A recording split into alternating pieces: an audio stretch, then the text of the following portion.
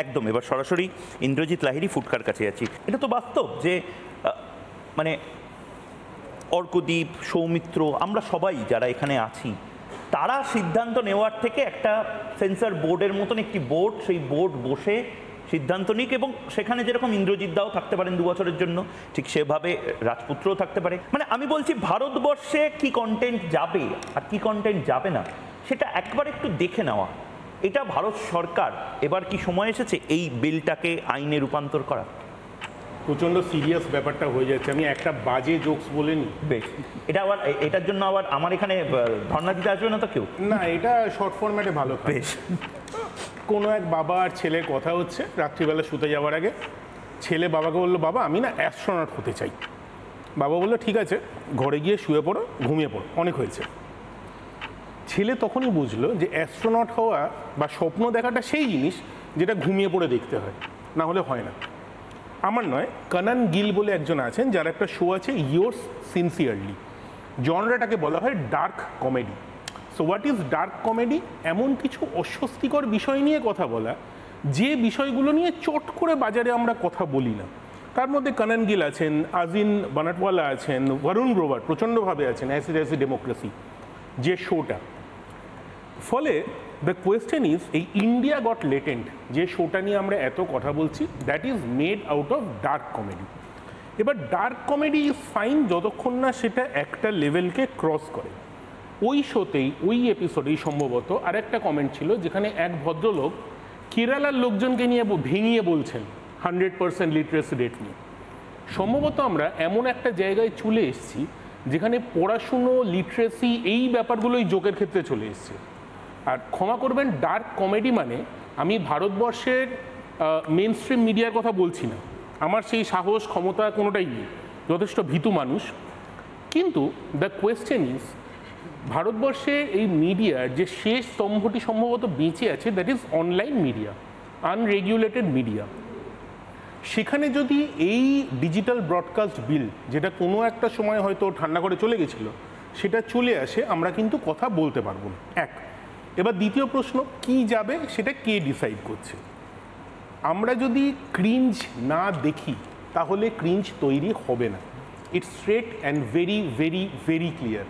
আজকে বিরিয়ানি ঝরবে না বিরিয়ানির ইতিহাস ছড়বে সেটা ডিপেন্ড করছে আমি কি দেখতে চাই তার উপর। এবার যেটা বলা হলো, স্যান্ডি বললো নট ইন্টারেস্টেড বাটন, তো আমরা দেখব বিরিয়ানি ঝরছে আর অন্যদিকে কোনো একটা ওই GRWM ভিডিও অন্য কিছু ঝরছে, আর আশা করব আমার ফিডে আসবে বড় বড় জিওপলিটিক্সের কথা। এটা তো পৃথিবীতে হতে পারে না। তো এই হিপোক্রেসিটা বাদ দিলে যেটা দেখব সেটা হচ্ছে একটাই বা তিনটে শব্দ, ডিজিটাল ব্রডকাস্ট বিল। জিনিসটি যদি আসে কি হবে? আজকে হয়তো অর্কদীপ যেটা নিয়ে কথা বলছে বলতে পারবে না, স্যান্ডি যেটা করছে করতে পারবে না, আমি বিশেষ কিছু মাংস খাচ্ছি, ইনফ্যাক্ট আমি পৃথিবীর রান্না করে দিলে প্রায় সব রকম মাংসই খাই, সেটা খেতে পারবো না। তার জন্য গালাগাল খাচ্ছি, দ্যাটস আ ডিফারেন্ট ইস্যু, সেটা নিয়ে আমার খুব একটা প্রবলেম নেই। সকালবেলা 4টে গালাগাল না খেলাম তো বেঁচে আছি কেন? না, আমি একটু ইন্টারাপ্ট করছি। এই বিলটা যদি নাও আসে তাহলেও তো আপনার বাড়ির সামনে পুলিশ আসতে পারে।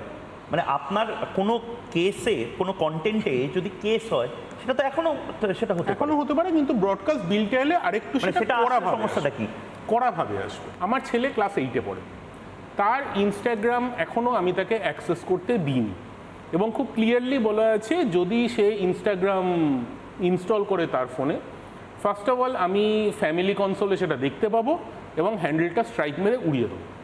লোকে আমায় ডিজিটাল তুগলাক বলতে পারে, লোকে আমাকে অটোক্র্যাট বলতে পারে, যা ইচ্ছে বলতে পারে।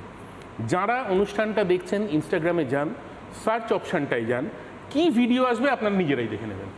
এখানেও যারা আছেন প্রত্যেককে বলছি, আমার প্রথমবারও আসবে, মানে প্রথম ডাউনলোড করার পরেও এটা আসবে। একদম একদম, কারণ যদি না পুশ করে, ওই জন্যই তো বানাচ্ছে, কারণ যদি না নট ইন্টারেস্টেডটা করা থাকে, যদি না নট ইন্টারেস্টেড বাটনটা ক্লিক করা থাকে, কারণ প্ল্যাটফর্ম যদি সেটা পুশ করে তাহলে কিন্তু এটা আসতে বাধ্য। আমরা মানে রোগটাকে চিহ্নিতকরণ করতে পারছি, কিন্তু আবার ওষুধ দিতেও ভয় পাচ্ছি না।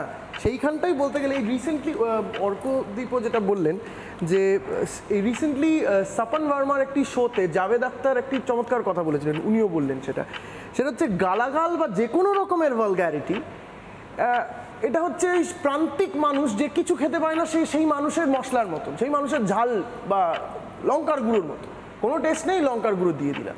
তো যে কোনো রকমের ভালগ্যারিটি ইজ লাইক দ্যাট, সেখানে আমি ক্র্যাক করতে পারছি না, I can't crack a joke, সেইখানে I will take some effort, আমি সেখানে গালাগাল দেবো বা কোনো রকম এমন কিছু করার চেষ্টা করবো যেটা কিনা একটু হটকে হবে, যেটাতে আমি জিনিসটাকে মেকআপ দিয়ে দিতে পারবো। এনিওয়েজ, সো এবার this is a very important question যে রণবীর এলাহাবাদিয়ার মতন এতই একজন সাকসেসফুল ইউটিউবার এবং বুদ্ধিমান পডকাস্টার, সে এটা করলেন কেন? ফোমো ফ্যাক্টরে, মানে দর্শক বন্ধুদের সুবিধার্থে বুঝিয়ে রাখছি, fear of missing out. FOMO ফ্যাক্টরে আমি জানি না কেন করলে। আর সবচেয়ে বড় কথা হচ্ছে আজকের দিনে দাঁড়িয়ে এই মুহূর্তে যারা, আমি তো কন্টেন্ট ক্রিয়েটার সেই অর্থে নই, কিন্তু যারা কন্টেন্ট ক্রিয়েটার আমি দেখতে পাচ্ছি তারা যে সাকসেসটা রিচ করেছে এবং খুব মানে এমনভাবে রিচ করেছে যে প্রত্যেকে তাদেরকে দেখতে পাচ্ছে বা প্রত্যেকে তাদেরকে অ্যাকসেপ্ট করতে পারছে, সেটা সবার পক্ষে সম্ভব নয়। এবার সেটা সবার পক্ষে সম্ভব নয় বলেই তখন এ ধরনের সস্তা মাধ্যম নেওয়া হচ্ছে। তখন যেন আজকে ইনস্টাগ্রাম, ফেসবুক নিউডিটি অ্যালাউ করে না, এটা একদম ঠিক আছে, এটা এস্টাবলিশ ফ্যাক্ট। মেটা নিউডিটি অ্যালাউ করে না, নিউডিট অবধি পৌঁছে যাচ্ছে, শুধু ওয়াইটা বাদ দিয়ে দিচ্ছে, নিউডিট অবধি পৌঁছে যাচ্ছে, যেটা উনিও বললেন, GRWM ভিডিওস বা এনিথিং যেটা সার্চ অপশনে আসছে, একদম যা তা লেভেলে চলে যাচ্ছে জিনিসটাকে। যা তা লেভেল মানে কি? মানে যা তা লেভেলে চলে যাচ্ছে বিভিন্ন রকম ক্ষেত্রে, এই মানে সফট পর্ন এন্ডোর্স করছে। যদি এক্স প্ল্যাটফর্মটায় যাই তাহলে হার্ডকোরও আছে, সেটা অ্যালাউ, আমি ওটাতে ঢুকছি না, যেহেতু এক্স হ্যান্ডেল ইলন মাস্ক যেরকম বলেছে আমি কোনো সেন্সরশিপ না, কিছু দেই না। যেহেতু এক্স ভারতবর্ষে কত লোক ইউজ করে ইনস্টাগ্রাম, তার থেকে অনেক বেশি লোক ইউটিউব, তার থেকে অনেক বেশি, আমি এক্সে ঢুকছি না।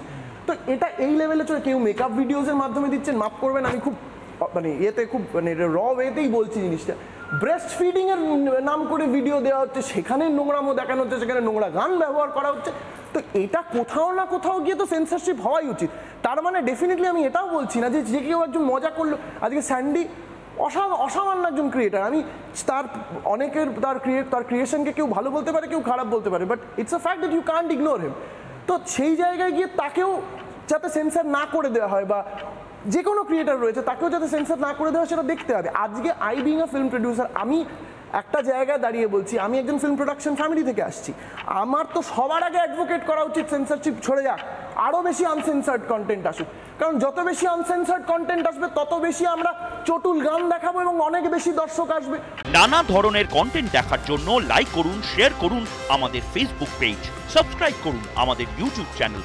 পাশাপাশি অন্যান্য ব্রেকিং নিউজের জন্য অবশ্যই চোখ রাখুন রিপাবলিক বাংলায়।